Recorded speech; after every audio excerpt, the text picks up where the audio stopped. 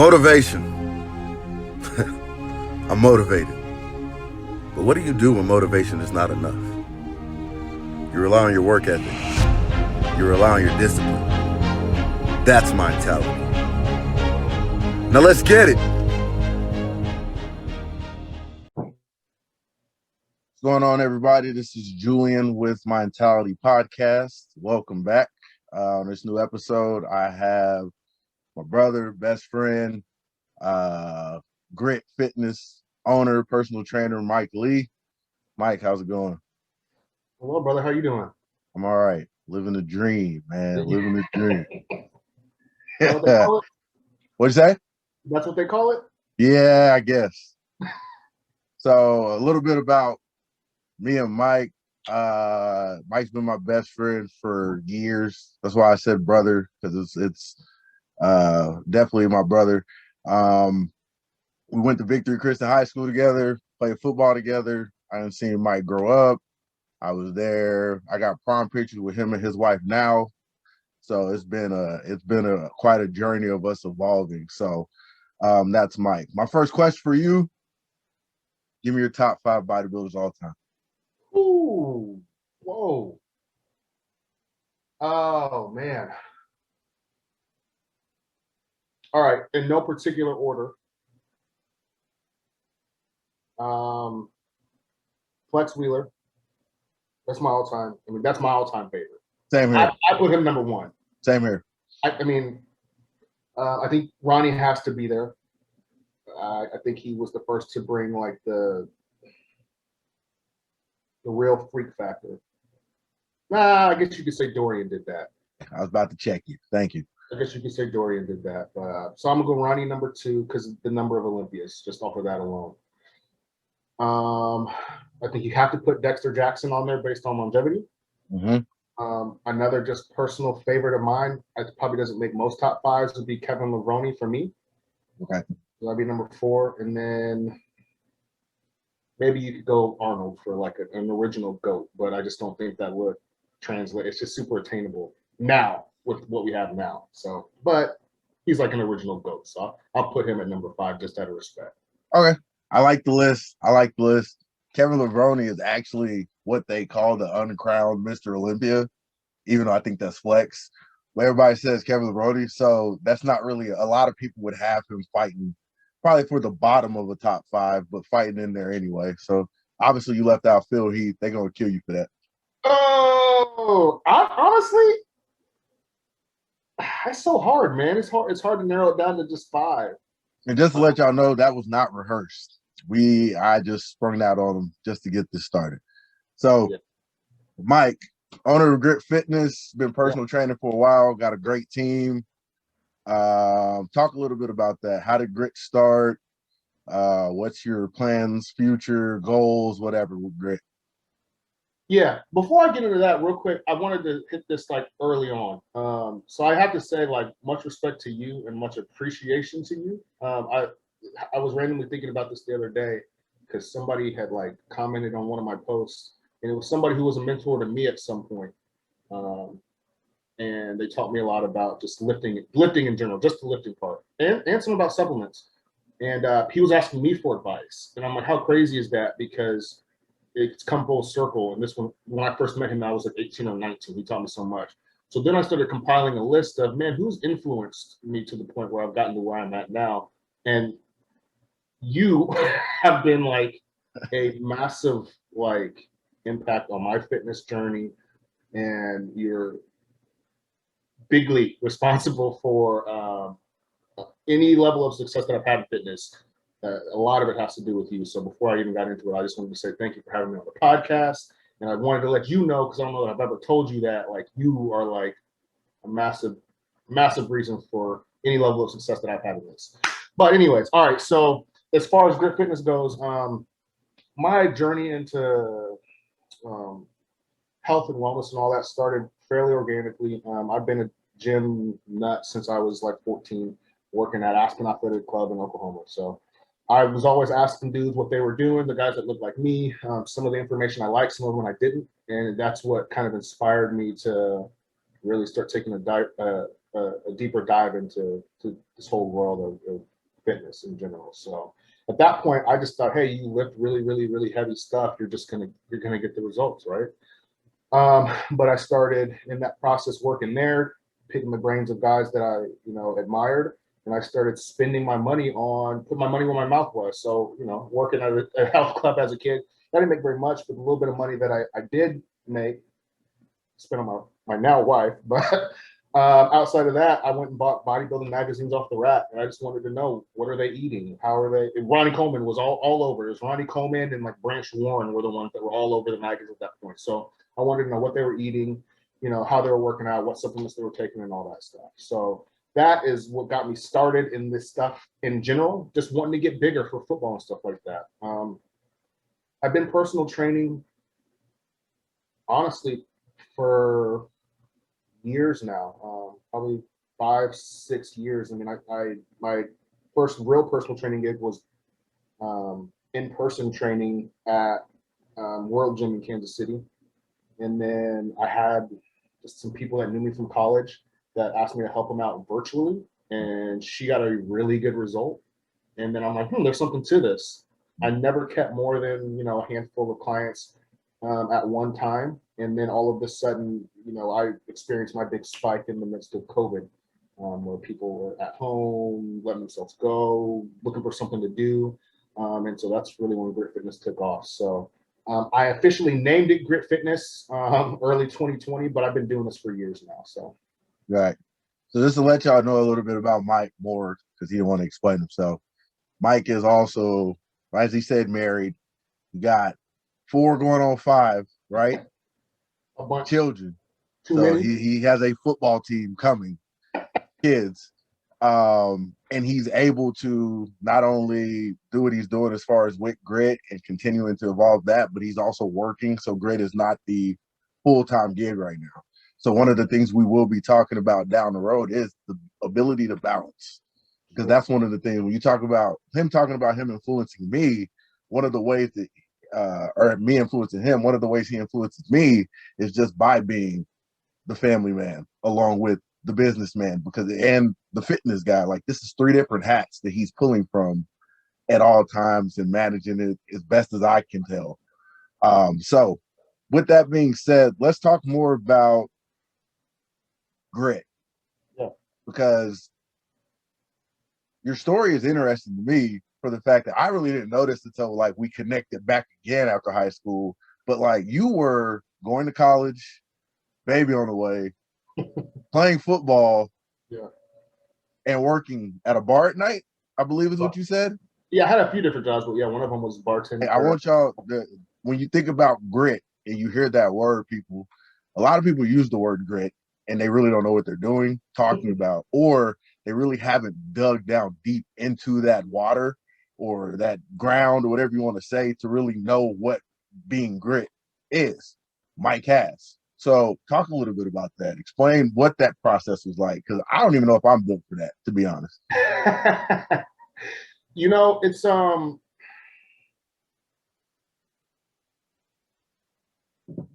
you can do anything if you don't give yourself the option to fail.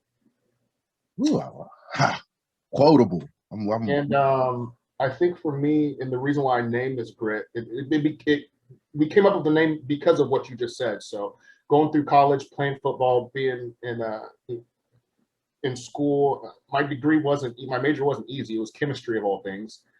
Trying to be a husband, trying to be a father. And then, yes, I mean, I worked at a pharmacy at some point. There was times where we would have a Saturday afternoon game, and because our home field was in Kansas City, so we'd have a Saturday afternoon game. So, by that was all said and done, it'd be 6-7 o'clock at night. Sometimes I would immediately go shower up, and I would have my clothes for the bar in the car, and I would drive downtown to Kansas City to Power and Light District.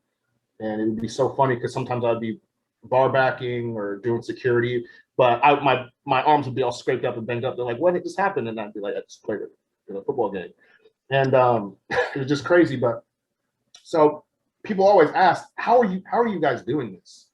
And Mindy, my wife too. I mean, she was working, taking care of a baby. She went to chiropractic school for her undergraduate, graduated the top of the class. People were just like, how, this doesn't make sense. How are you guys doing this?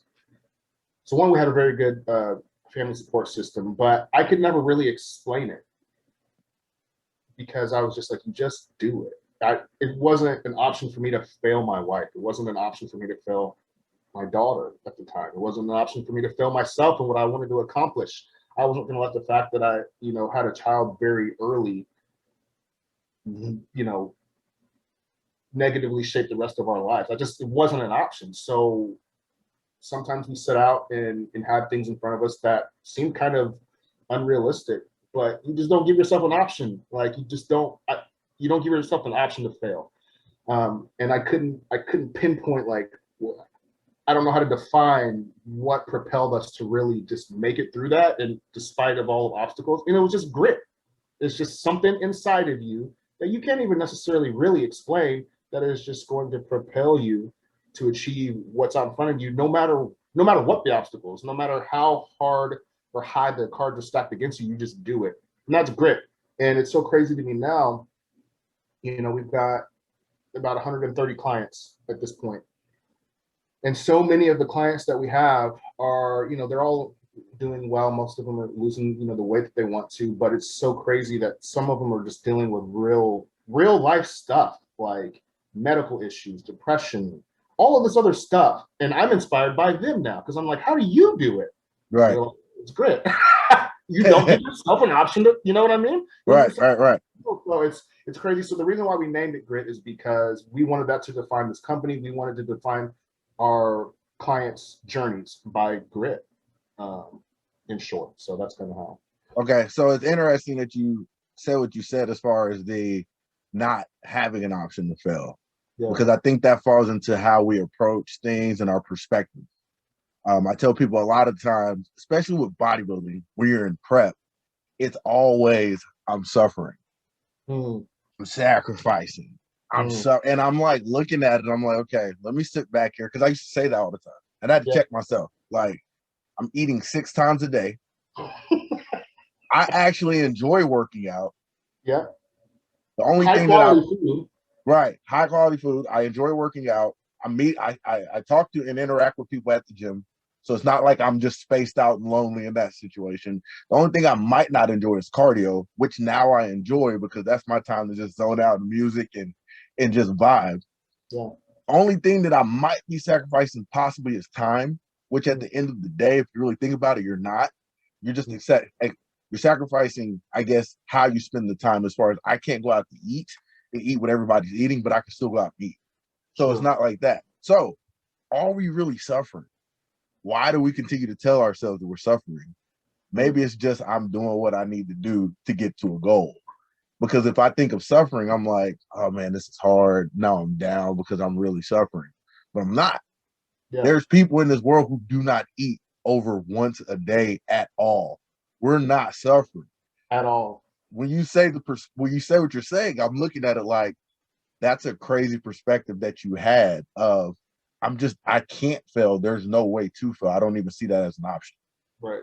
And you just keep going. So I like that. So with you coming through this, obviously grit is something that we're evolving into being a main income. Yeah. In this everywhere, but that's currently not what's going on right now. So what do you do right now? Yeah. Side of grit. Yeah. So I work with a company selling medical equipment. So my company specializes in PRP, which is platelet-rich plasma, and stem cells. And so we sell the accessories and the tubes and the centrifuges that people use to extract the blood and then spin it so that you can get that high quality platelet-rich plasma. So just so you guys know what platelet-rich plasma is, I'm a sales guy in the medical industry, but so PRP is that stuff that when Kobe tore his Achilles, he went over to Europe, came back and brand new. He went and got a PRP treatment, injected into that Achilles, he came back quicker. Adrian Peterson, when he tore his knee to shreds, he bounced back in record time. That's what he was doing, and it wasn't that widely accepted yet in the United States. So the elite athletes have been doing it for years, but they just had to go to Europe to do it. Now it's more widely accepted here, and it's incredible. So excellent. Right after Kobe did it. I think D-Wade did that too, right after Kobe did it. I'm pretty sure. Yeah. I mean, now there's so many applications for it as well, which we won't even, get into, but I mean, it's the difference between an athlete having an injury and then injecting it into a site and like a cortisone shot, right? It's a Band-Aid. It doesn't fix it. It just kind of helps with the pain. This PRP, it's your own body's, like, it's the good stuff. It's the good part of your blood. It actually helps regenerate the tissue in that area, so long as it's not like too far gone. So if you're bone on bone, there's nothing left to regenerate. But Right. if you have a little bit left, it's perfect for that. Um, so that's what I do. I've been selling medical devices in some capacity since 2018. So Mike has been an elite salesman, I pretty much say, for like 10 years, I would say. The last I've known you, he can sell anything. And one of the things I wanted him to talk about today is he has an ability that I wish I had, because I'm not great at it, of being able to network at a tremendous level. There is not a person that meets Mike that I would say dislikes him. He's pretty outgoing. He gets to know people really well. And in doing so, I feel like he's developed a network to where he can be a great salesman. I also feel like that's also those skills developed has transitioned into grit and being able to build a client base and clientele and continue to grow that as well. So, Mike, talk to us a little bit about networking, some of the skills you feel you have acquired, and how you feel like that's transitioned into grit and being able to grab clients the way you have. Yeah. So I don't even know if you could call this a skill necessarily, but when you talk about networking, I think about a book that I read. And that's, by the way, that's something that I would encourage everybody to do. Everybody has these goals and things that they reach for and they want to accomplish. And you have a habit to just be like, oh, I got it. I can. Even being like a parent, when I became a parent, I was just like, I don't need to read any books. Like, I've seen it. I can be a parent. And then fast forward, I'm just like, oh man, I read a couple books and I learned how to address things differently. So I read a lot and I'm constantly trying to educate myself. But anyways, when you said networking, it makes me think about the book that I read that's called Fanatical Prospecting, actually. And in a nutshell, that's kind of what it's talking about.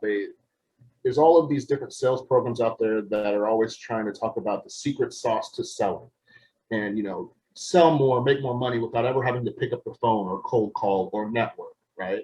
And it's all obviously it's a sham, right? So the only way to be successful in the sales is to maintain a robust pipeline of clients or prospects. The only way to do that really is to cold call, which isn't always all that fun, or just to constantly be networking or prospecting.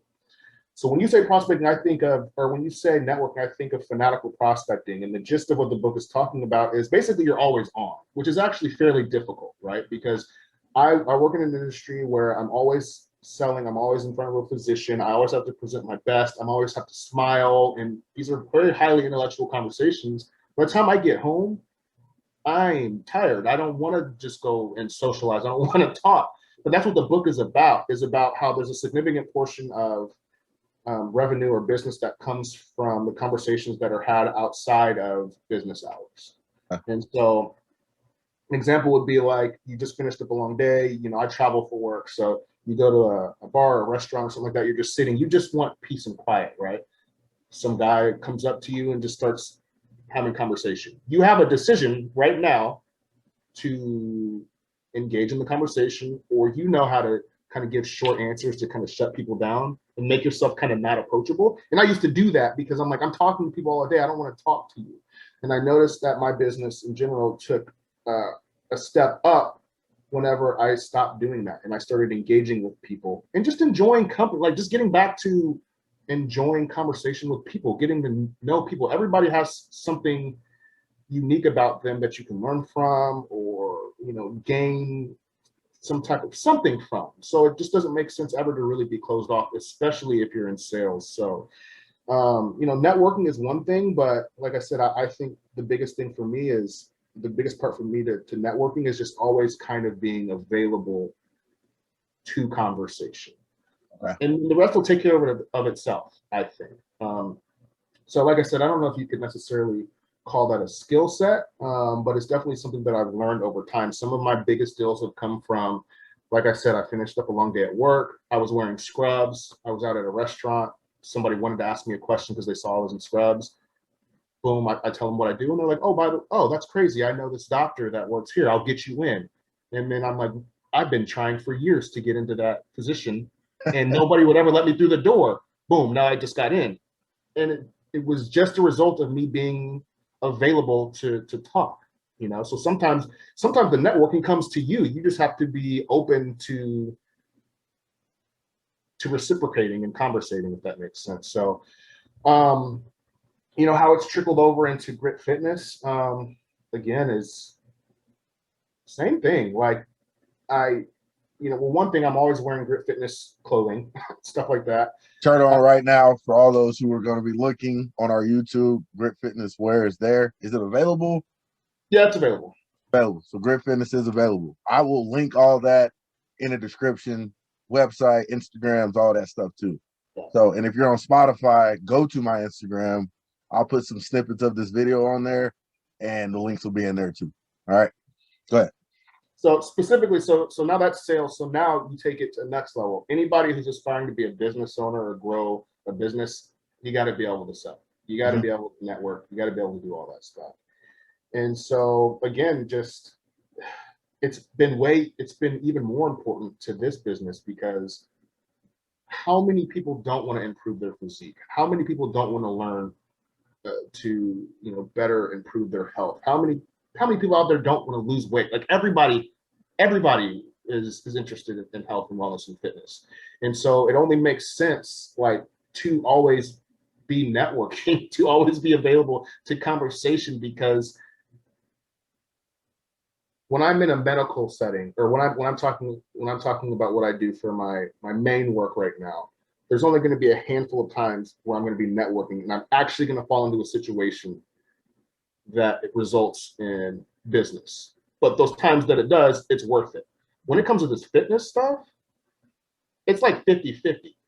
If I'm open and I'm conversating and I'm making myself available and networking with people, half the time that's going to turn into, oh, okay, well, tell me a little bit more about, you know, your process. Well, tell me about your pricing. Well, how does the program work? So definitely that mentality of networking, and I'll say it again, fanatical prospecting. The guy's name is Jeb Blunt. It's a really good book. But that mentality has exponentially helped grow Grit Fitness. So I'm very thankful for acquiring that. Okay, so let me ask you this, and although this is fitness and this is sales, so this podcast is not just strictly fitness. You guys have heard some of my stuff I've talked about. So when it comes to sales, when it comes to your prospecting, where is there a balance in, I'm just getting to know this person and I'm getting ready to get a deal, I need to close it? And if so, where do you find that line before being like genuine Mike Lee, or I need to get this person and close this deal? I'm to the point now where you should always be genuine, period. Like, and so I don't ever look at an opportunity and only approach it because I see a dollar sign hovering above somebody's head. I used to. Okay. And people can, I'm just being real, and people can sense that. So there's like it's like a law of attraction, or there's something that draws people to you by you just being genuine and not wanting anything from it. Like, you ask me, like, I'll have a conversation for 20 minutes with somebody before I ever mention anything that I do. Right. And I might be cognizant a little bit of the fact that this could be an opportunity, so I'll dangle like a little nugget out there. Oh, by the way, you know, I do this, and then just keep on with the conversation. But I think the key is just to always, like, even though, you know, you may be looking at it as a potential opportunity, always just enjoy the presence of somebody. Always just look to enjoy conversation. Always look to see, what can I do for them? How can I enrich your life?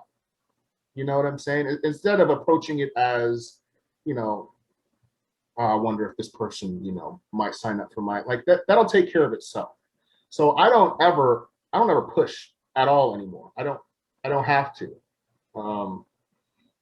You know, a lot of it for me though too is that my business has grown fairly organically. My business was growing in spite of me not really marketing or doing anything like that. I just happened to be fortunate enough to have, you know, a handful of clients that did really, really well and were excited about their process or their progress. And then they shared it with their friends and then boom. You know what I'm saying?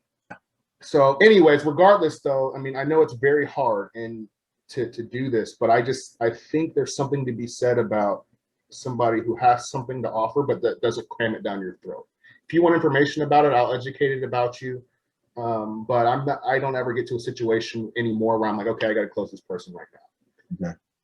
In this industry, Right. when I'm selling medical devices, that's different. I got to hit quotas and numbers. That's different. What's that process like with the sales? We just talked about fitness. Yeah. So then turn off fitness mic, turn on salesman mic. Yeah. How does it work in that realm? Yeah. Well, without you giving too many secrets, because we got no, that's fine. No, so I'll touch on one last thing about the fitness thing, because I think this is important for anybody who's aspiring to get into personal training or fitness coaching or anything like that. Right. Here's why you don't push in fitness, in my opinion. You can be as good as you want at creating workouts for people. You could be a guru, a wizard with the nutrition, supplementation, all of that stuff. But if somebody's not ready, they're not ready. So I'm not going to sell you fitness. I'm not. Because I can sell anybody anything and make it sound like a good idea. And then they get into it week one and they're like, I don't really want to do this. Right. Now my name's attached to it now. You didn't get the result. I tried, Mike, you didn't.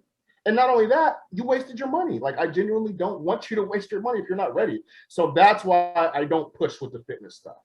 I don't have to at this point, but more importantly than that, it's people have to be ready. To be honest, I'm to the point now where I will almost try to talk somebody out of it. They have to prove to me that they're really about it. Right. It's weird. And especially when you're trying to grow your business, and if you don't have any other source of income, it's hard to get to that point. But trust me, if you can get to that point where you're kind of more interviewing them and like really trying to are you really ready for this? Do you understand what goes into this? Do you understand what it really takes? And now you have them to the point where they're just like, yes, I'm ready. I can do this and do that. I don't have any okay, they're ready. So that's why I don't sell. So I wanted to address that. I feel like that, just chiming in on that can be used in several other areas too, though. If you're trying to make any type of commitment in anything, I think that if you are ready, determining if the other person that you're working a deal with or whatever is ready is probably more important than people think. Because that quick cash is amazing. Yeah, I just got that sale, but the headache that can come with it, the bad name, he was terrible, he didn't help me, I lost nothing. And then you have to go through that process of, well, now I have to defend myself, and this is what really happened. And it's just unwanted drama that's not necessarily. So that's a great point. It's not worth it. That's great. And honestly, that even exists in the medical device industry. So I used to sell devices that were upwards of $200,000, $300,000 to plastic surgeons and dermatologists.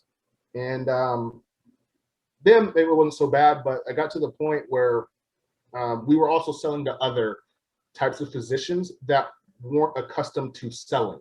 They were dependent on insurance premiums, like they weren't getting cash from patients. Insurance is paying it. Okay. Right. When you're getting your revenue through insurance, you don't have to sell to a patient. They're not paying it. It's their insurance is paying it. Right. So now I'm convincing them to buy a medical device that is cash reimbursed only. And so I'm going down this road to say that I got to the point in time where integrity was really important, because again, I can make this device sound really cool to somebody, and I can make it sound like all of these people across the country, like these are real facts, like these many people are doing it, and this is how much the treatment costs. So doc, you could make this amount of money. But if I know that they're not set up and they don't have an infrastructure to sell, then they're going to have a $300,000 paperweight sitting in their corner. Right. So again, you see what I'm saying? Right. So I got to the point where I'm like, I would get them excited about it. And then I would look around and start realizing they don't have anybody in here to sell. And he's a doctor. He doesn't have time to sell. Right. So now I'm taking more of a consultative approach and I'm saying, let's pump the brakes. I think this could be really great here. We're in Florida. This is aesthetics. People are going to buy it. But how are you going to get the word out to your patients? Who's going to sell these? Who's going to negotiate the cost of the procedure to these patients? You have all these patients that have been accustomed to their insurance paying for whatever they're doing. Now you're having to convince them to pay $3,000 out of pocket for this procedure, which is awesome, but you're not accustomed to having this conversation. So how are we doing it? So there was a certain number of surefire sales that would have put a lot of money in my pocket that I honestly walked myself back out of, because if you buy a $300,000 something thinking you're gonna make all this money with it, and nobody informs you about everything else, and so you literally just have a payment on a house sitting in your office, you're gonna be really pissed at that sales guy. And if anybody else asks about this device or anything like that, you're gonna be like, no, I haven't, you know what I mean? That's Yeah, the 100%. way to burn down a territory and never make a sale again. Right. So I don't know how we got it this deep into sales, but my bad, you got me. No, this is part of, like I said, this is what this is about. I think there's going to be some people who are interested in selling that might listen to this. We can get back to fitness. That's always a thing. But Sure. this is a different perspective. So no, you're good. Keep going. So I guess to your point though, about now asking when do I turn it on and turn it off in my actual sales role. Thing about it is I look at with that, this is separate from fitness. This is not talking devices. I've always sold devices or medical equipment that theoretically could fit into any doctor's office that I went into. Right. So everybody's a dollar sign in my mind. But I got to the point from a maturity standpoint where, like, again, I became more of a consultant. And okay, I've talked you into buying this now. Now let's set you up for success. So everybody's an opportunity. Some are gonna going into a plastic surgeon's office or a dermatology office. Like, I don't have to do any of that. I know they have sales. They have a whole department devoted to sales, people hired on there for that. All I have to do is talk them through, like, do you want this device or do you not want it? Right. But with the other types of physicians, okay, this is great. Like, this is a way for you guys to bring more revenue into your practice and things like that. Now let's help you set up an infrastructure, to build your practice out, to do what you wanted to do. So, everybody was an opportunity in my mind. Everybody is an opportunity in that industry, but still, like I said, I talked myself out of a number of deals just because I realized, this isn't going to be a success here. You're not dedicated. You're not committed to do what you have to do to actually do well with this. Right. Or I would even do this. I would go to like the yellow pages or do the Google searches and stuff like that. And if they have super bad reviews in there from their patients, I'll want my device in there. Okay. You know what I'm saying? So, no, yeah. So you get to the point, and this all comes back to, it's funny, I think this actually might all circle back into networking and prospecting. You can only you can only be this selective if you have a super robust pipeline of opportunities in your funnel. Right. If you have a quota of, just to give super simple numbers, if you have a quota to hit, in your pipeline, it doesn't matter if they're ready, if they're committed, if they're going to do, you have to sell them or else you're going to be fired. You know what I'm saying? Right. You can only allow to be, you're only allowed to be selective like that and keep your job if you've done the work and you're constantly prospecting and you're constantly networking and you're constantly filling your funnel of so many opportunities to where it doesn't matter if you lose a couple because they want the right fit. And Right. that's where people need to get. And that's the importance of networking, as you brought up, and that's the importance of prospecting. That's why it's so important. Okay. So good. So It makes it to where you don't have to take every opportunity. right. So as you guys see, as far as sales goes, Mike is speaking like 3 different languages that I can't understand fully. And that's okay. That's the point of this podcast, because it takes a different type of approach and mentality to be able to sell. But I think that where a lot of us get caught up when we're being personal trainers, we are salesmen, especially if you're trying to do these programs online, if you're trying to get clients from everywhere, and you really want to build up a clientele or a base that you can do this as your sole income, which that's a lot of our goals, right? So pipeline, prospecting, those are all things you need to do. I know plenty of times I have picked up clients that I could probably about 98% sure say they weren't ready, but I was so like, I might be able to change them if I get them on, and it went terrible. Now, if I'm more selective with that process, it probably, like you said, saves them money. It saves me a headache. And it just saves any type of, like I said, drama from the fact that if somebody were to say, oh, you were working with Julian, how did that go? They're going to have a bad thing to say, even though I did nothing wrong, because that time went so terribly. So again, these are little tidbits. These are things that you guys can take out of what you're either watching or hearing and apply to your approach as far as being a personal trainer or being a salesman. Because the guy's successful at. Let me ask you. Have you run into any situations yet where you were like, this person is not ready? Because you're training people now as well. Yeah. I don't know if the listeners probably know that.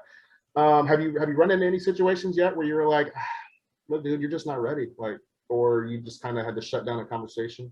In my situations, I haven't ran into that yet because they've done it for me. So I haven't had to. So I haven't had to in that situation. I've talked to people, they've hit me. I posted my transformation from the last year when I was 270 something pounds and got down to 220. And so a lot of people were interested. They hit me up, and man, I want to get trained and da da da da. So you explain to them your pricing, you explain to them the process, and then it just goes quiet, especially after pricing. So that kind of weeded out the situation. Now, where I can say that I could have approached it better is when that process was weeded out, instead of me just being like, okay, and going my way, I could have messaged him and said, yo, I know this is a tough thing. When you're ready, come back to me. Or hit me up in a month or so whenever you really decide that you want to talk about this seriously and we can talk. This is just what my prices are and all that. So I approached that terribly because in my mind, I'm like, well, if they're going to not respond after this, they're probably, this is well waste of my time. I think that if I approach that differently, it's not necessarily saying that they would have joined and became a client, but they might have been more inclined to refer me to somebody else 100%. That they might be somewhere talking to, and they like, man, I need to get a trainer. I'm ready to do this. My friend Julian trains, or I talked to this guy that does it. I didn't sign up, but he might be a good option. So that's after talking to you and listening to the prospecting and the building the pipeline. I'm like, oh, okay, that's where I missed it. That's where it could have been, even though it's nothing now. If you're prospecting, you're almost building for a future too. Man, so it's so crazy that you just said that, because I literally just yesterday, this happened for the first time with the fitness business, and it was so exciting because somebody reached out and they signed up, but they were like, yeah, so and so told me about you, and I'm like, who? And they're like, yeah, so I'm like, I don't know, but I'd be happy to talk to you. And so we spoke today, and she signed up, and we're all good. And she goes, yeah, it's crazy. She was like, so I talked to her. She told me to reach out to you, and then you and I talked, and then I went back to her to kind of get some more information on you. And she was just like, I don't know. She was just like, a lot of people talk about him, so I think he does a really good job. So it's just so crazy now. It's to the point where somebody who I don't know was referred by somebody who I don't know, because she saw a lot of her friends who I don't know talking about me. It's so crazy. And that's why it's important to I know it sounds exhausting, man, but it sounds exhausting even when I say to always be on. Nobody always wants to be on. You know what I mean? But you know, you got to be willing to do what other people aren't. Right.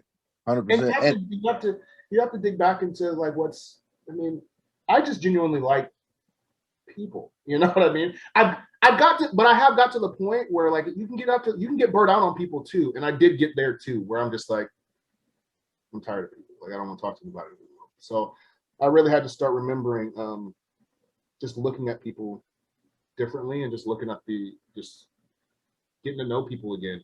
And just by being genuine like that, being active in your community, signing up for organizations that aren't even necessarily fitness related or whatever avenue you're in, just connecting. Again, with fitness, it doesn't matter where you get plugged in or you're networking. Everybody in every circle is interested in fitness and nutrition. right.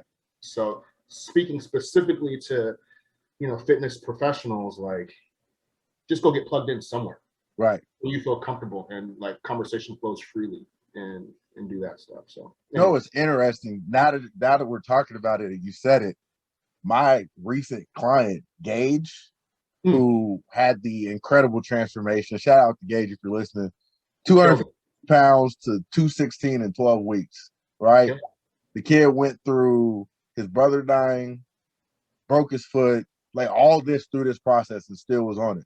I didn't know that. Gage reached out to me like, I want to say a month and a half, 2 months prior to actually signing up. Talked, gave him my information. He said, all right, man, when I get some money, I'm working. When I get some money, I'll come back to you. And my thought process was like, yeah, I'm probably never going to talk to this kid again. Now, I will say that I went ahead, probably I want to say within 2 weeks of that process, and reached out to him again. Like, hey, bro, I'm still here. Whenever you're ready, hit me up. He was like, oh, bet, I'm ready. Hit me up. And literally, I feel like that if, like you said, we would have worked together a month and a half, 2 months when he first reached out, ready. Went well because he wasn't ready. The fact that he came to me and was like, yo, no, I'm ready. How do I pay you? That was the first inclination that I knew he was ready. He was like, I'm ready. How much do I pay? Where do I send it? Okay, here. Did that immediately. And it was just like clockwork, literally from the first week. Started, lost 6 pounds, lost another 4, lost another 5. Hey, man. And this is the thing about it. He was honest too. So, hey, man, I'm not going to lie. This week didn't go that well. Da-da-da-da. I'm like, okay, just bounce back. And he just kept going, but he was ready. So even when there was a little bit of turmoil within that process, he was still focused on the main goal and being ready, or getting to that because he was ready. So yeah, it's crazy that you say that because it's now that I look at that situation, I'm like, whoa, that's crazy info right there. Like that's beneficial, especially because when you're trying to start your own training business, you just want to grab everybody. Yeah. And it's not a good idea for your brand. So there's a delicate balance between like not pushing, but making sure that you don't just cut it off and be like, all right, you're already bought. Like you want to make sure, hey, look, I understand. Whatever. You just have to. People get so tunnel vision, and they're like, again, seeing that dollar sign above somebody's head, and then the moment they figure out, oh, they're not ready right now, a lot of people will just stop the conversation, like stop talking. And the reason why you were able to have success with Gage is probably because the way that you were able to finally get him on board was because you understood that he wasn't ready, and you said, hey, I'll be here when you are, and then you took the initiative to reach out. It's funny you said that though, because I've got one client who she was like, we had this long conversation, and she was just like, okay, well, I need to wait, and I think it was like 4 or 5 months because I got to go to the doctor and he's blood work and all this other stuff. And I'm like, okay. But I was still like, no, I was still courteous. But in my mind, I've been doing the sales thing for long enough. And I'm just like, I'm never going to hear from her again. Right. I'm okay with that but it was so funny. Like 3 months later, she didn't even text me. I gave her my like payment information of how to pay. She didn't text me. I just hear like every time it's an app on my phone, I just hear like a ching ching. Yeah. I look at my phone, I hear a ching ching, and I'm like, I don't even know who this is. So I started scrolling back to my text, and I'm like, so I text her, and I'm like, I guess you're signing up. She goes, yeah, I told you. I just needed to do my doctor stuff and get my blood. And I'm like, it's so crazy. So that's why it's, like I said, it's so important just to be, like you said, everything we've been talking about, prospecting, networking, but just like, don't push. Like people will be ready when they're ready, and you need to be ready to take them when they are ready. And so, yeah. Cool. So moving on to the next, and we can keep this in the fitness lane now, Yeah. because I know that's basically what we're here for as far as fitness. So leadership. Hmm. Obviously, when you're coaching a group of people like you are, when you have clients like you are, there is a certain amount of leadership that is going to be needed to be able to balance, to be able to know who you're dealing with, how to deal with them, and those things. So when you think of yourself and you think of where you started and where you got to, what are some leadership qualities or skills that you have? What are some things that you might have acquired? What are some things that you feel like you may need to develop in order to take this to the next level? Because we're obviously, I think evolving grit is a goal. Like we're not at the place where we're just like, oh, I'm comfortable. Like Yeah. you clearly still want to grow it. So yeah. Oh yeah, big time. So you're talking about in leadership as far as leading my clients, like the ones that are actually participating. Yes. So this goes back to something that I learned when my first real job out of college. I was a this is fitness related, but somehow it No, you always good. migrates back to sales. But my first real job out of college, I was an outside sales rep for 6 months, and then I quickly got promoted to managing a branch of people. Youngest guy in there. Everybody else had been with the company. Everybody else had been in that specific branch like 10 times longer than I had even been with the company. So I was definitely up against uh, a hard position. But my district manager told me, he was just like, look, man, at this point, like you gotta to determine, do you want to be liked or do you want to be respected? He's like, don't go in there trying to just be liked because you know that they're already kind of don't like you. He's like, they don't like you. they're not gonna like you for a while. He was like, but I bet they like you if you start putting money in their pockets because you're helping them be more successful. Right. So he's like, don't worry about being liked. Get the respect. And so I'm a guy that naturally I have a tendency, and I'm not so much like this anymore, but I want to be liked by everybody. Okay. I think we all are like that to an extent, but I think I was like that really bad. I'm not, just to let y'all know. Again, when I talk about my professional development with the fitness stuff, yeah, that's why like you have been so influential for me, because even though it was like we've gone through our like little rough patches and like fights and stuff like that, like you have changed. You've changed like a lot of things about me, and it's worked out. So it's like we balance each other. So, but anyway, so probably in part due to you, like I'm not so much like that anymore. But even when I first started with training people, I wanted them to be successful at it so bad, and I wanted them to enjoy the process. And I felt like, well, they're only going to stick with it if they're enjoying it. So every little thing that they would ask me to do, can you change this? Can you change that? I'm tired of this. I'm tired of that. Every little excuse they would throw at me, oh, it's okay, and I would baby them. Mm-hmm. I don't do that anymore. Like, and it's funny. Like, if you follow me on, if we're friends on Facebook, sometimes you'll get like a little snippet, and you'll see my interaction with some of my clients, and you see like we just jaw at each other, and it's a funny thing at this point, but with a lot of my clients, we've had like serious like bump ins, and they're like, I don't like how you said that to me. And I said, I'm just being real with you. Like, that excuse you gave me was dumb. That's stupid. Point blank. And so I think for me, and so it's funny, like that's kind of how I lead now. I don't sugarcoat. I'm direct. I try to keep it respectful.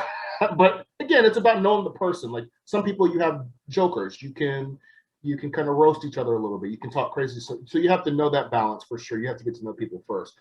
But I think the big thing for me, from a leadership standpoint, that helps me is that people at the end of the day know that I really, really care about them.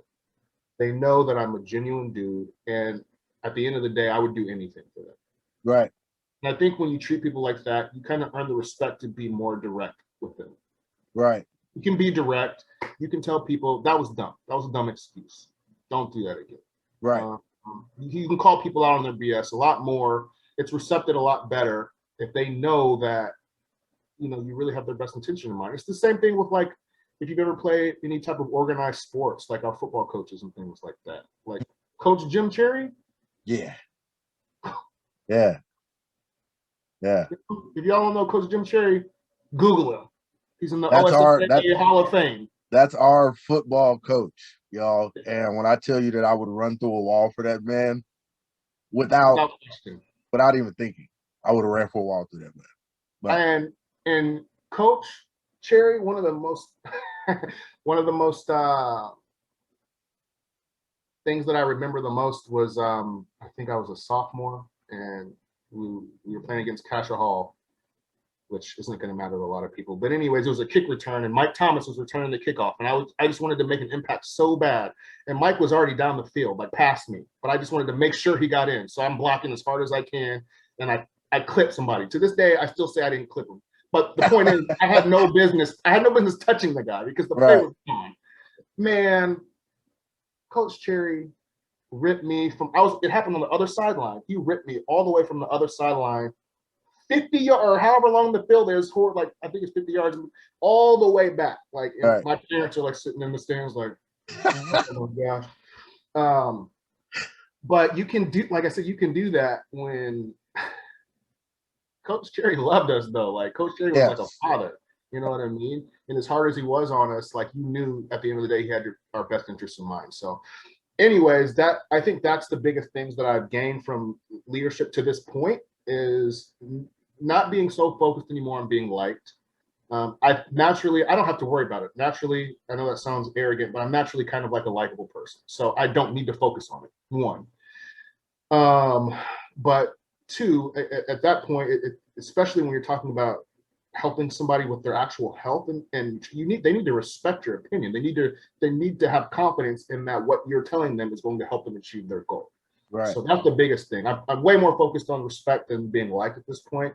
And I always keep it genuine, and I keep it straight with people. That's the gist of it. And I'm sure there's a lot more lessons in leadership that I could learn, and I'm going to continue learning. Those have been the biggest things for me. As far as you mentioned, like, what do I want to do next with Grit, and how could I use leadership? Or I think that was kind of how you tied it in, but. I don't know. I'm getting to the point now where I want to continue to provide a tremendously high level of service to all of my clients. Right. But when you grow, I mean, there's only so much time in a day. There's only so much you. And so I think the next natural progression would be, and I don't know how this is going to look, but to maybe mentor other trainers. I was getting ready to say, it would almost seem like first of all, mentoring other trainers is you. I think you're naturally a coach. And I have a leadership style that I think you fit into. I'll explain after this. Yeah. But it might be a situation once you grow and you get to a situation where you feel like you're spread thin, you might bring a coach on. Yeah. Yeah. Or I even thought about, I mean, the only way to grow is you got to scale, right? How do I duplicate the process? So here's the thing that's unique about Grit and the way I do things. And the reason why I've had any level of success, I think because of me and my personal touch. So one of my weaknesses in leadership, I've always had a problem delegating. You know that. Yeah. That's a big problem for me. But again, specifically when it comes to people's health that we're talking about, I would have a very hard time relinquishing responsibilities to somebody else that wasn't me if it was one of my personal clients. So I'm still in the process of trying to figure out how that would look. Prospect. What's that? You might not necessarily have somebody that's doing your diet plans and stuff like that. It might take a while to find somebody you can trust, but you can delegate somebody to process and prospect. Sure. Yeah, that's a good point. Yeah. If you want somebody to interviews or is the person that's the contact for the main new potential clients and can explain everything for you, that eliminates time given to that effort. Obviously, like you said, you have the Mike Lee touch that might not be there, but you can find somebody that can have that. Sure. And bring people in. Yeah. So thought process, but we're still talking about leadership. Yeah. And so obviously, y'all know, because I explained this on my first podcast, I went to school for education in the second part of my school. So I love education. I learned a lot of things about it. One of the things that I learned that I think you fit into is transformational leadership. So this definition says is defined as a leadership approach that causes change in individuals and social systems. In its ideal form, it creates valuable and positive change in the followers with the end goal of developing followers into leaders. That's you. You literally just said, I want to mentor coaches. You've always been that type of guy to develop people, want to develop people into coaching, into leading, mentoring people and things like that. So I think that's where your leadership really lies, because you're able to change individuals, and you've explained that in grit. It's not just you're changing people's physiques, you're changing people's goals.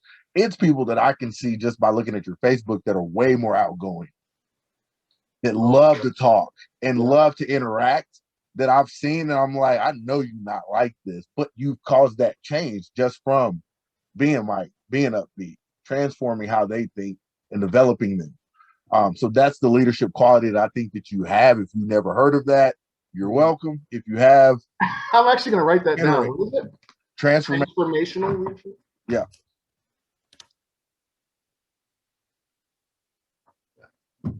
Yeah. There's 4 factors to it. Idolize influence, inspirational motivation, intellectual stimulation, and individual consideration.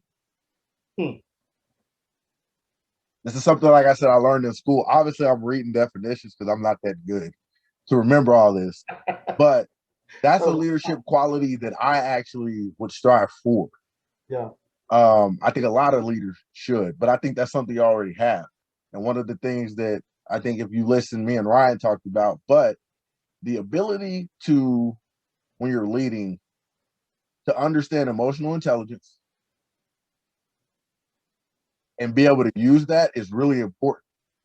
And what that is, like you said with Coach Cherry, you just mentioned it, but you didn't really elaborate on it. Coach Cherry knew how to work with all of us. He knew you could handle that. There might be another player on the team that might not be able to handle getting dragged 50 yards like that. They wouldn't be able to respond. That's what emotional intelligence is. You're able to, as a leader, know that, okay, I got Julian over here and I got Mindy. We'll just use Mindy, okay? Julian is a hard head, passionate. I can talk to Julian because if I say something to him, it's going to motivate him to work even harder and probably trying to prove me wrong. So it might be a situation where you challenge me because you know that's going to light the fire. Whereas Mindy, it's like, okay, I might need to coddle a little bit more. I might need to explain to her she's more valuable. And even though this mistake was made, like, we need her because of this. Sure. And that's what emotional intelligence is. I think you're great at those things. Yeah. I just don't know if you knew what those things necessarily were. I didn't. Great at those things. That's good stuff. So what do you think is the most, such a generic question, but what do you think is the most, like, important characteristic, if there is a most important characteristic of good leadership? If you were to look at the best leaders across the board, what do you think is the one characteristic that they all, like, possess? In their own way, they all have charisma. You have to have something that catches people's eye in order to lead. Now, how you lead after that is your choice. Sure. I tell people this all the time. Adolf Hitler was a great leader. He was just insane and crazy. He was an evil leader, but he had to have something to get into the door for people to be trusting him and then follow him. Then it was too late. So you can put a guy like Hitler, you can put a guy like Mandela, you can put all those guys and realize that there's a charisma about them that made people want to follow them. I know that sounds crazy, but I think that's it. We're not going to get deep into this at all. This is just a yes or no. I'm probably going to. Do you think? Yes, I know who you're talking about, and he is. Okay. He's talking about probably 45. Donald Trump, and I'm not the biggest fan of him, but you have to say something for a person who was able to develop a following like he did to be voted in as president. He has a charisma about him that was able to catch people on, and he used that to manipulate people into voting for him. Every president has that. That's the thing. Even like, I'm not the biggest fan of Biden myself, to be honest. But even if it was just a situation of timing to where everybody voted for Biden because of certain events that have happened in the past 4 years, there was still something about Biden that made people like him enough to do that. I think every great leader has a bit of charisma to them. If you're thinking about the next step to it, then it's the emotional intelligence, which I feel like 45 is terrible at. Hence, what happened over the last 4 years. I don't think 45 was able to connect with people enough to understand who he was working with, who he was dealing with. I don't think he cared. The thing is, I don't think he's I hate when people call him, stupid, or it's just like, dude, you can't get to that level by being stupid. No. But I think with him, you say, I don't necessarily buy that he lacks the emotional intelligence. I just think he didn't care. That's why I don't think he cared. He doesn't care. No. He's definitely more of like a my way or the highway. Which leads into dictatorship, which is not a good leadership trait. Which is why I'm saying I think that in that situation, EI is probably one of the most beneficial keys to being a successful leader, because you need to have people that want to follow you and want to be led, but you got to understand that you're going to have to lead people differently. There's people that, especially, and we're talking more of, obviously when you're trying to lead a nation, it's a little bit different because that's a lot of people to be touching, but you at least have to be able to, like you said, delegate, or the people that you have in your circle, you have to know how to work with them to be able to spread a message and get everybody underneath to carry out. Say though, I'm not even saying from a leading the nation standpoint. When I think about it, I think about that whole administration and the constant turnover, the constant firing of people. And it was crazy because it made sense when it was like, okay, come in, just clean the house. But then it was like his own guys that he was bringing in, and they were also getting hired. And so that's why I say, I just think he didn't care when it came to that. It was just like, but at the same time, it's one of those things where if you are so passionately positive that, or maybe you could say arrogantly confident that everything that you're saying is the law, it is right, no other information is to be accepted because everything I'm saying is correct, then I could understand how you could have his approach. I know what's best, you don't, get on board or you're gone. But what that creates, in my opinion, is a group of yes people, or a group of people who are working in fear, which means they're not gonna be as successful as you want them. That's period. True. If I'm working to not make a mistake, I don't think I can hit my full potential. 100%. That's huge. I think that you're right, but again, that's more of a dictatorship type of dictator, type of style, which he had. I would think that when you look at leaders, we've had a lot of great leaders, especially if you want to talk about civil rights wise. But for instance, Malcolm X and Martin Luther King were two different type of approaches. I grew up thinking Martin Luther King was my approach. I'm more Malcolm. I realize that now. But even then, those two were able to have followings, and the people around them, they were able to delegate and do things with, and those people believed in them 100%. Yeah. And it wasn't a do as I say, do as I told type of philosophy. You know what I mean? So I think that's the difference. But definition wise, the capacity to be aware of, control, and express one's emotions, and to handle interpersonal relationships judiciously and empathetically. I can't say that word ever. Empathetically. That's emotional intelligence. Yeah. That's huge. Yeah. The empathy part is where I struggle at the most. I'm not a very empathetic person. My wife tells me that almost every day, y'all. So that's probably where I struggle the most. But I think that, like I said, EI is just, as far as leadership goes, workplace, wherever, you got to know who you're dealing with. And that's why I asked, I'll ask you this question. You didn't watch the last podcast fully, right? Mhm. Perfect. All right. So we might have talked about this prior, but I don't care. You just answered the way you're supposed to. All right. You're a football guy. So we're going to go like this. Who's your favorite running back all time? Don't do that to me. Pick one. Pick one. Ah. Ah. He's a running back, y'all. That's why he's struggling right now. Just one running back. All right. I mean,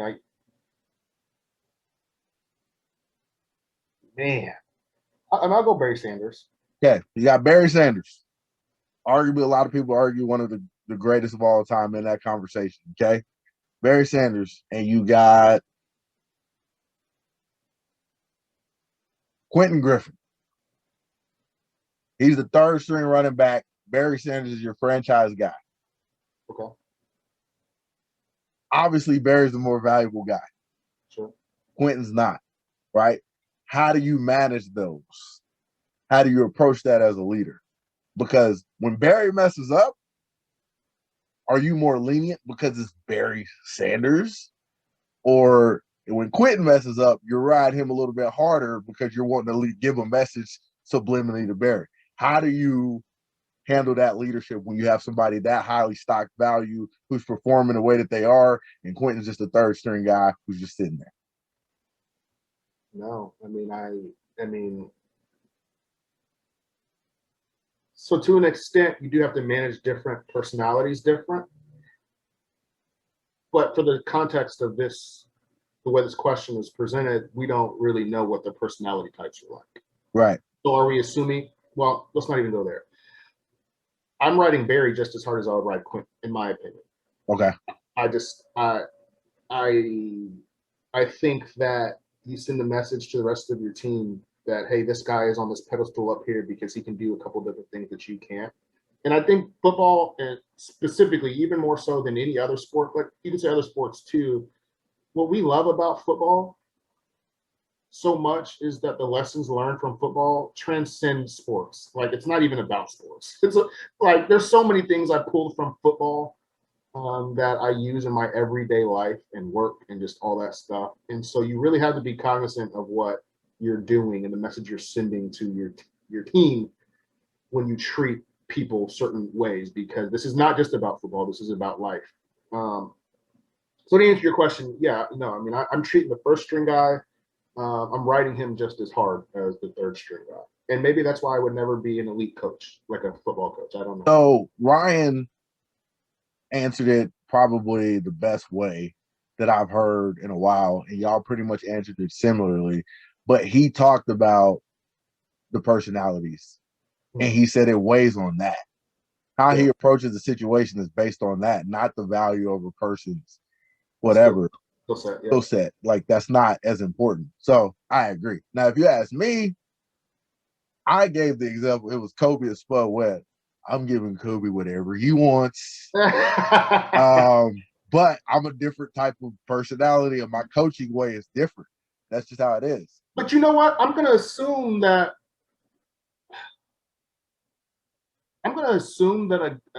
an athlete of that caliber can just handle it. I just feel like you're built differently. And maybe that's not always the case, but typically those guys that achieve to that level, right, their mental like fortitude and toughness. I'm looking at it like star player to guy coming off the bench that just kind of contributes. Yeah. As a coach, can you really say if your star player comes down and shoots a fadeaway three and it's 24-second shot clock, it's 20 seconds on the shot clock, you're going to be as mad as you are if the ninth man came off the bench and did the same thing? No. I don't see that happen. No. But again, if it's like I said, if it's Kobe doing that, it's just like, what can you say? What can you say? But it's just like, it's all good shots. Yeah. Each shot he takes has a higher percentage of going in than any of his other teammates. That's a different It's different value. Therefore, Yeah. you different. Yeah. So I see what you're saying. I Yeah. do see what you're saying. Question. It's a good question. A good question. Like I Yeah. said, so I think that's definitely the best way to answer it is based on personality. But like I said, I just assume since personality wasn't mentioned, we're saying they both have the same personality. I'm going to treat them the same. And it also depends on the infraction that we're talking about. What are we talking about? So sales. You, number one sales guy in your company, making the company 500, 600K a year, $1 million a year, whatever y'all high price point. I don't know how y'all do. Okay. Then you got another guy who probably 100, 200K, decent guy, but he's not you. He is not the star player that you are for the company in sales. Okay. Sure. Now you're a manager and both y'all have infractions, the same infraction, which is maybe you called somebody too late. I don't know, or you went into an office that you didn't have permission to. Do you think that you're going to get the same treatment being the star guy as the bottom of the totem pole guy? And you're making this company $1 million a year. He's only making about 200K. You have because the guy that's at the bottom of the totem pole, he's got less rope anyways. Right. He's already like you got less wiggle. Right. Like you buy yourself more mess up. Mulligan. Yeah, buy yourself more mess up or buy yourself more mulligan. It's just like, and at the end of the day, it's just like that guy might have made the same mistake, but he's shown that he's probably still going to convert it. Like he's going to turn it into business. So I'm not going to treat that guy the same. You know, that's honest. I appreciate it. That's honesty. So the last thing we'll talk about today is the one that I actually, when I mentioned earlier, is probably the most influential to me because I'm not there yet, but we might be getting down this road a little bit, me and the wifey, but it's balance because I got has 4 kids, 1 on the way, married, working, works out still, possibly prepping for a show this year. We don't know. I think he will. And, doing the business thing as far as with grit as well. So how do you do it? Like, let's start there. What is your approach to the day? Because as I mentioned, Tom Brady, we've talked about it. 16 hours a day he devotes to football. I think Brady got like 3 kids and a wife. Granted, his wife be doing her own thing too. Yeah. The supermodel. But there's obviously something missing there with these kids. I don't even know who's what. I have no clue because my wife might be listening to this, so we don't even need to talk about that. I don't even know who. My wife probably is going to listen to this, so I don't want to even talk about that. He just has a wife. He just has a wife. Sorry, Tess. I love you. I don't know. Yeah. So how do you balance, or is there a balance? Are you sacrificing some time, and you know that you are for the greater good? Like, talk about that a little bit. Yeah. So I'm really big on structure. Okay. I think if you have a lot of things that you're trying to juggle or accomplish, structure is your friend. And a lot of people don't like structure. I just happen to like structure. Again, I read a lot of books, and the guys that have achieved things, greatness, and it may not even be in something that I want to achieve it. Like Nick Saban, I don't have any desire to be some great college football coach, right? But I have a desire to be as dominant as he is in my respective field, right? So study him. They say that guy, you can literally set your clock to like where he is on it, like he's going to get to this street at this time, like driving on his way to work. You can set your time to where he's going to be at. He rotates basically the same clothes. Like it's literally, he makes it so basic and simple for himself and structured to where it's just clockwork. Yeah. That's not happening in my life. Right. It's just not. I have too much going on. But nonetheless, though, I've noticed that structure, a lot of the greats have a tremendous amount of structure in their life. So first and foremost, I at least jot out a structure of how I would like this day, this week to go. Okay. And how am I theoretically going to fit all of this in? Right. What's negotiable? What's non-negotiable? What's things that I can move around? What things that have to be done at this time or whatever. But at the end of the day, all of this stuff is going to get done today. So now I've made that structure. Then you realize there's the only thing that is you can hang your hat on is that there's going to be change every day. Every day something's going to happen. Every day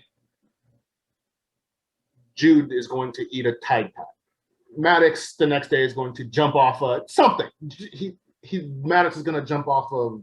Drew eating a Tide Pod is not realistic, but Maddox jumping off something is very realistic. Jude ate a cleaning product the other day. It was vomiting.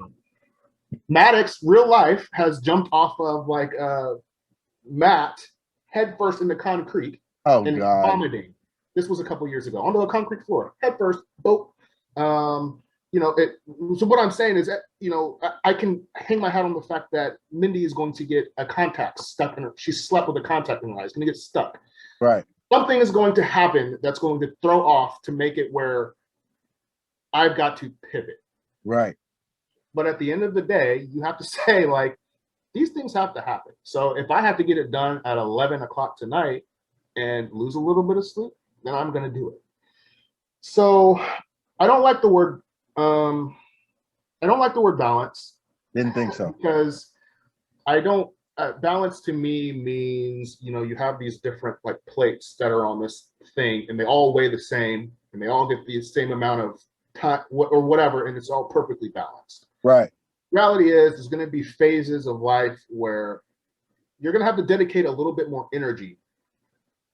You're going to be a little bit more unbalanced to achieve what needs to be done for the greater good of the family.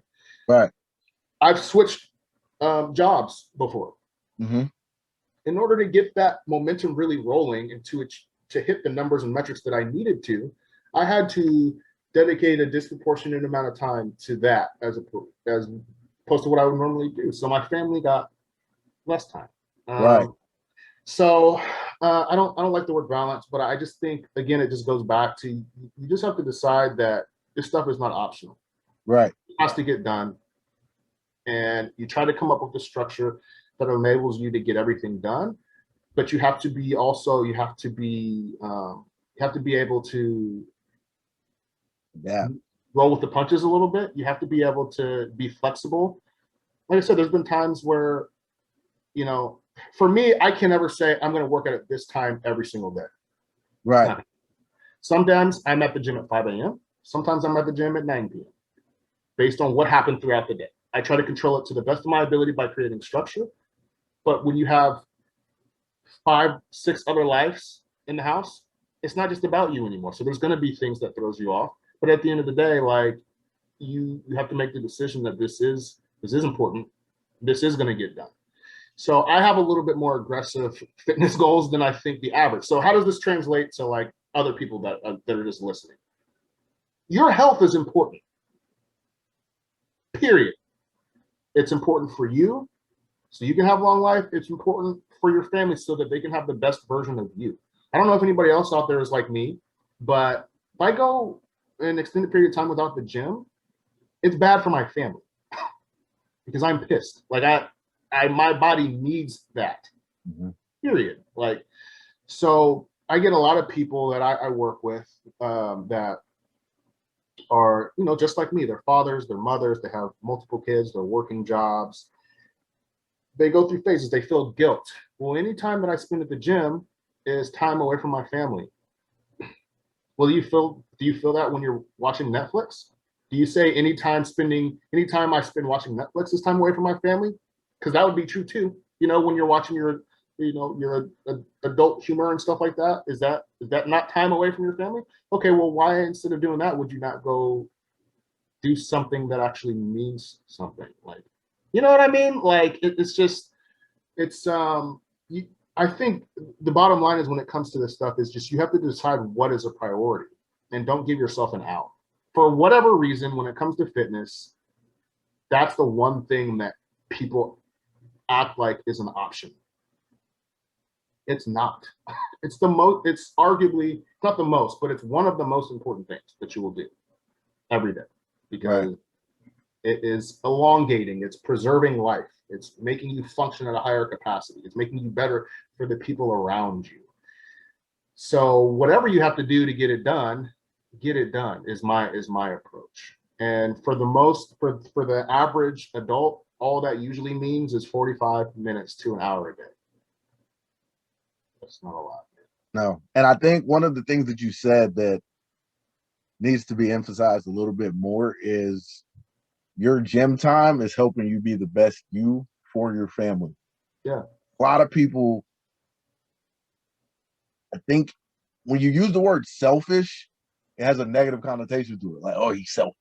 Yeah. But if you're not taking care of yourself, how in the world are you going to be the best husband, the best father, the best whatever employee if you're not focused on yourself at times to make yourself the best version of you? You know, I think about, again, a lot of times the people that I'm hearing this from, that they just don't have time specifically for the gym and like to eat right and stuff like that. We've all seen it. We all know who it is. It's a lot of times for me, it's the guy. It's a guy a lot of times that is, he literally looks pregnant. He's, you know, five, not whatever, 300 and something pounds, belly out to here. And it was conflicting for me for a long time because it was always that guy, but he always had the really nice house, the really nice cars.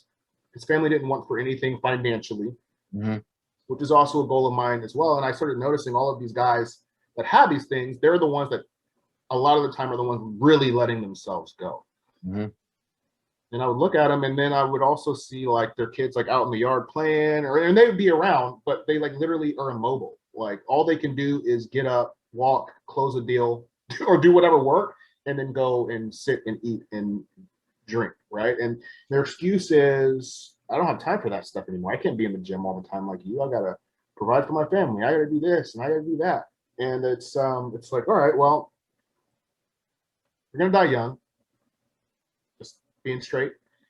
And you can't even even toss a ball with your kid. You can't show them what you're showing them is how they think that this is supposed to go. So they're also going to do the same thing. You can't run around with them. You can't roll around on the floor with them or anything like that. It's sad, man.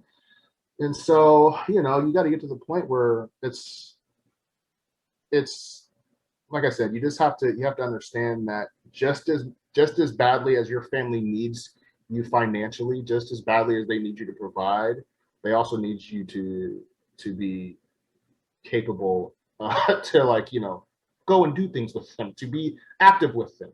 Still providing. Yes. I hate when people use the financial stuff. That what you're doing, you're providing, regardless providing being a father, regardless that's providing time or just being there. You're still providing. That's all a part of that same umbrella. So just wanted to correct that. But yeah, you're right, 100%. Yeah. And so, you know, like I said, I just I don't think that, you know, true like 100% balance exists. I think there's gonna be seasons in life where you have to dedicate a little bit more time in this area in order to get where you need to. Other times, you know, you can pull away a little bit in that area, and you got to dedicate a little bit more time. I like it. At the end of the day, you have to decide what's a non-negotiable, what has to get done, and you make it get done. It's so crazy to me. Like another thing is just like, it's so people will like give me their schedule and they'll be like, I don't have time to do this because there's just not enough hours in the day. Okay, wake up earlier. Well, I can't wake up earlier because I have to get 8 hours of sleep. No, you don't. No, you don't at all. You don't have to get 8 hours of sleep. No, you don't. Or it's just people just make excuses when it comes to and what you're saying is crazy to me because I think that when you're talking about structure, that's something I needed to be better at. Yeah. But I also think people need to look at their structure of the day and realize what you're valuing is counterintuitive, I guess you would say, to your health.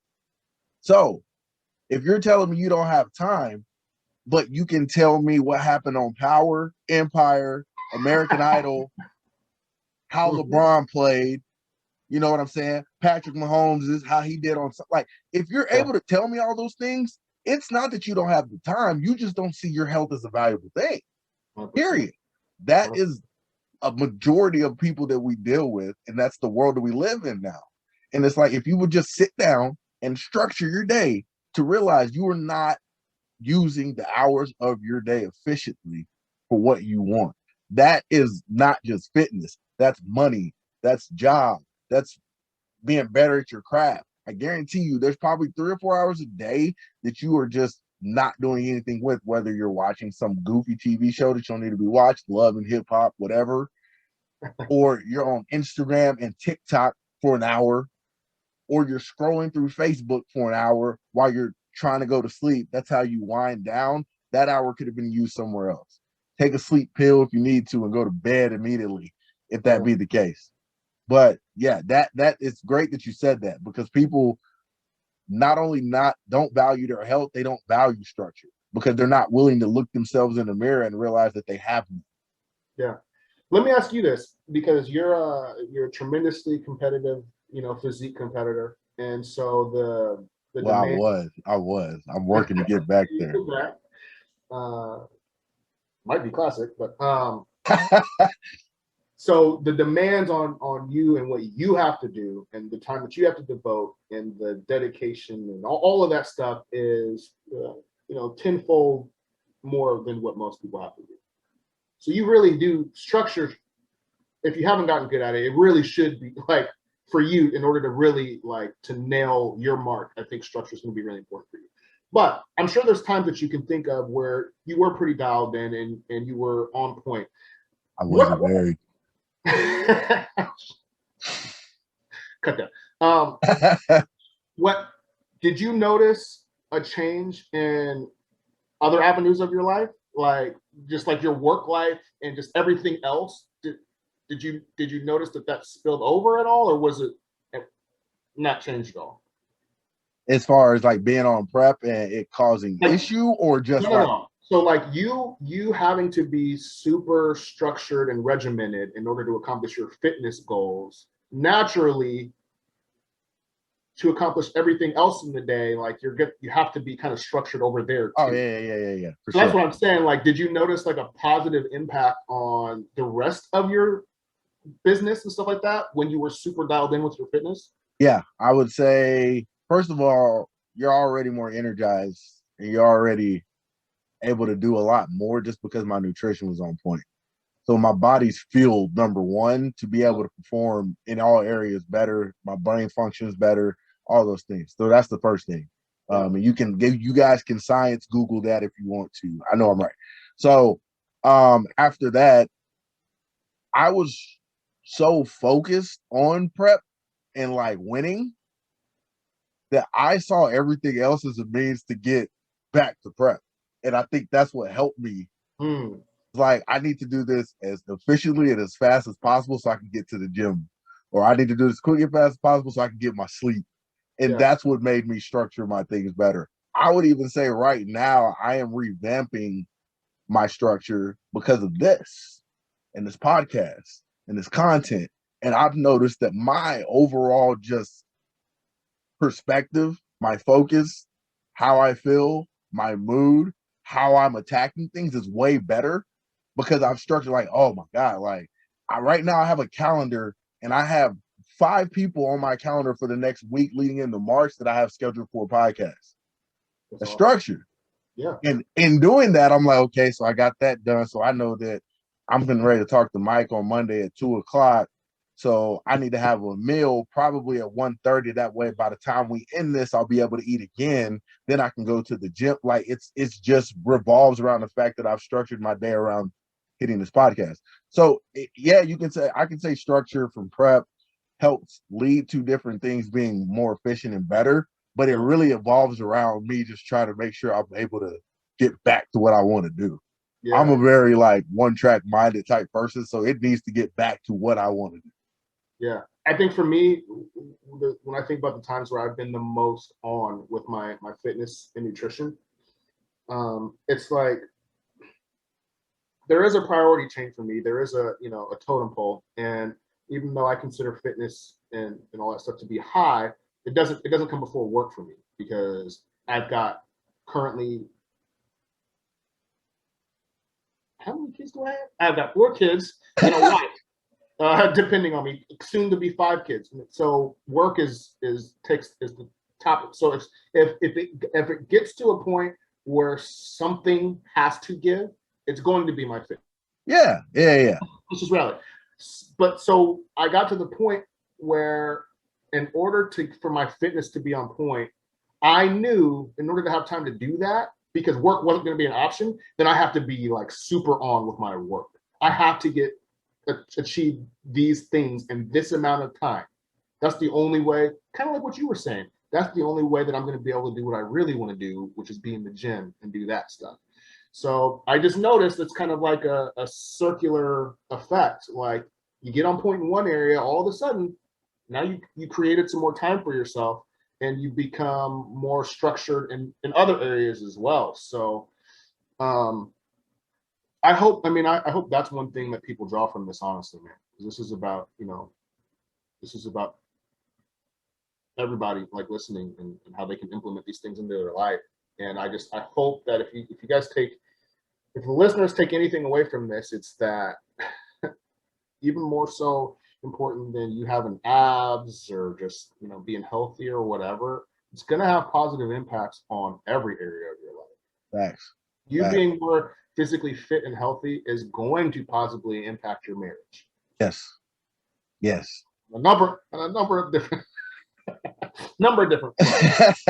it's gonna impact the quality time that you can spend with your kids, because you're gonna be more energetic, you're gonna be more capable to run and throw them around and do that kind of stuff. It's gonna make you more effective at work, because you're gonna have more mental clarity and you're gonna be more charged up and ready to go, and you're gonna be more regimented and structured, because you have to be in order to fit everything else in. So I would even say, man, like when and we're bringing this all, to an end, but when we're talking about prospecting, when we're talking about networking, I don't know how many people that I have met, been able to talk to, get some tidbits from them as far as how they've been, or just even network as far as getting a job, simply for the fact that my biceps are big. It's a conversation starter. It's literally starts conversation, people. And I'm not saying like y'all need to be on, I'm not even on that type of level, but you don't need to be on my level or Mike's level. But having a physically fit physique does start conversations.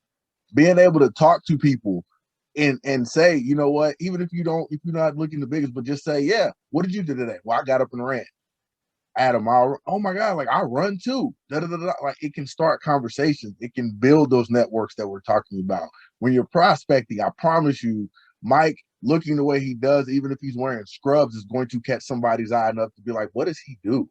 Like he clearly works out. So I wonder what else he does. So it sounds, what is the word I'm trying to think of? It sounds like superficial, but I hate to tell you, our world is superficial for the most part, guys. Like it's just how it is. It's one of those things where it just goes to first impressions. You see somebody walk through the door, and I don't even want to say, because you can only control so much with how you look, but right. But if you see somebody that, okay, so if you're like way overweight and all that stuff, you can only look so put together and presented. It gets to the point where it looks just sloppy, right, and careless. Talking about somebody who's like morbidly obese, and that's not body shaming. I'm just saying. So you walk in the door here, so don't get that way, guys. We're just talking. So you walk into and you have a first, opportunity to speak to somebody. I hate to tell it to you, but like the first thing that somebody does is they scan you before you even say a word. They scan you. Yes. And I think that just naturally people just in their brains, they associate somebody who's more physically fit, that looks healthy, with somebody who just cares a little bit more. Right. About everything. Because it does. It trickles into everything. Right. Somebody who takes care of themselves, I think people, in their brains say they're going to take care of whatever my business dealings are a little bit better. Right. They may not consciously be thinking that. Right. But subconsciously, I think that kind of factors in. Right. Seriously. And just to let y'all know, as far as this body shaming, I'm going to address this. I don't know how many times I done walked into a room and people thought I was either stupid, rude, or mean because of my physique. Yeah. So it goes both ways. Like, and I've had people come up to me. Small story. I went on a work training. I had people literally come up to me until the day that I wore an NSYNC shirt, because I'm a fan. If y'all know me, I am. thought that I was like the rudest person in the world simply because of my size, like how big I was. A guy literally walked up to me and told me that, man, I thought you were going to be an a-hole because you're big, you work out. He's like, you're not at all. I'm like, no. So yeah, we get it both ways, just to let y'all know that. But I do agree. You know what's worse than that? Discipline shaming. You ever been discipline shamed? Don't get me by that I mean, like, preparing your meals and stuff, and they're like, "Oh, you're crazy. You don't have to do that." Why are you worried about me being like diligent in eating? Like, why are you shaming me for eating a certain way? Like, anyways. But no, you're right. But yeah. So as far as health goes, basically what we're saying is, if you're taking, we're not telling you got to go be a Greek statue. We're not telling you got to be a physique competitor or on a magazine. What we're saying is just be considerate about your health, because it affects everything in the body, and it affects your mood. It affects what you're able to do performance wise. It's a lot of things that come out of being able to work out and go and do those things. I'll also go a step further and say, and we'll close with this. I'll let you finish, but we'll close with this. You are a grateful person, in my opinion, if you're taking care of your fitness. Because there's a lot of people in this world that don't have that opportunity. I really look at it like that. I call it being a grateful athlete, because me eating 5 meals a day, 6 meals a day, some people can't do that. Me being able to go in the gym and work out, there's people who can't even get out of bed during the day. So how I'm approaching it, looking at that, is like, every time I have a meal, every time I'm doing this, I'm grateful, and I'm showing it through my actions. As far as going to the gym, like, I'm grateful for this. So be grateful for the opportunities that you have, and put some consideration into your fitness, because it's going to help everything. It gives a better example to your kids. Your performance is going to be better. If you a dude, you probably going to be able to give some serious pumps in the bedroom if it's better. All those things trickle down from it, and we're just encouraging you to do that. This isn't shaming you. It's just a different perspective from a father and from a guy who's a husband that realizes that I've been in that obese rate. I got to 275 pounds and my mood was bad. I was fighting depression. I couldn't even tie my shoes. Everything was tiring. Like, it was bad. And I got down to a better point now, and I'm still going, but I saw the difference. So yes, I've been there and I saw the difference. So go ahead, Mike. Yeah. Well, no, I mean, I guess my closing thought is just this. Like I said, what I have that's unique is and relatable, like you said, is I have 4 going on 5 kids. I have a wife that stays home. I work a job that's fairly demanding, and I have the whole state of Florida. You travel from the Keys to Pensacola. That's like a 20-hour day. It's a huge state. Right. I also run a fitness business, and I eat well. I eat right, and I take care of my body. And so that's how I can respectfully tell people, I don't really care what excuse you have. I don't care what reason you have. There's absolutely no reason for you not to take care of yourself. Right. It comes down to, if there's a will, there's a way, not to be cliche. And you make time for what is a priority and what's truly important to you. And so I get it. It's not always easy. Sometimes it's hard. Sometimes you don't know how to organize it for yourself. Fine. Hire somebody to help you, like Julian and myself. People can help you. Fitness.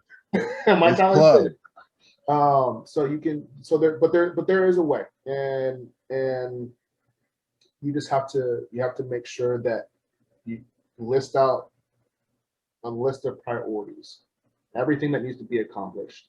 And I don't care what else is on there, but your personal health and fitness should be on there.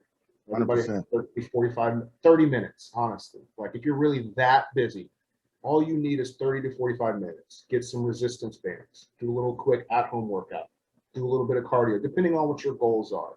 Yep. I'm not accepting any excuses when it comes to food, because it's not that hard. And if you shop right, it doesn't have to be expensive. You just have to care enough to figure it out and execute. So I even have a client that I went into her Walmart app and ordered all her groceries. Yep. She's like, I don't know how to do this. Can you just help me? I'll save this and we'll just go from there. And I'm like, yeah, I can do that. No problem. I appreciated her asking Yeah. and doing that. Like, We can help you do. Yeah. we can help you do that. So just to let you know that, you know, I'm not saying every person's going to get that, but I am letting you know we will help you. There's people out there that will help you. There's too many resources. Yeah. You guys not to take advantage of this if you're really looking forward to it, but make sure you're ready. So with that being said, we're going to go ahead and end here. Mike, I appreciate having you on. Much love, brother. You've been amazing. This is a great conversation. You got anything else? That's it, man. I'm like I said, I'm just grateful for the opportunity. I thank you for thinking highly enough of me to even have me on this. Like I said, you've been such a pivotal part in my development in so many ways. So it means a lot, and I'm humbled to be on this. So thank you again, man. All right. Well, thank you all for viewing. Thank y'all for listening.